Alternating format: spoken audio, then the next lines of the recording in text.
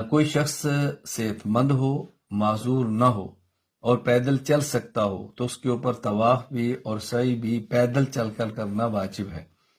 और माजूर न हो और उसका उज़र न हो और अगर वो व्हील चेयर पर या इलेक्ट्रॉनिक चेयर पर या किसी भी ऐसी चीज पर सवार होकर सवारी पर वो तवाफ करता है, साई करता है, तो उसका इआदा वाजिब है, यानी साई और तवाफ दोबारा करे। और अगर नहीं करता तो उसको दम देना पड़ेगा, तवाफ का दम अलग होगा और सही का दम अलग होगा। ये मसला ज़हन नशीन फरमा लें। मेरा ऐसा उज़र नहीं था कि जिसकी बुनियाद पर मैं सवारी पर सवार होकर सही या तवाफ करता, तो मैं पैदल करना चाहता तो कर सकता था, लेकिन उज़र मेरा कोई ख़ास नहीं था। इसलिए मैंने डॉक्टर नुमान साहब को शुक्रिया भी अदा किया और हदूद हरम में दम भी अदा किया।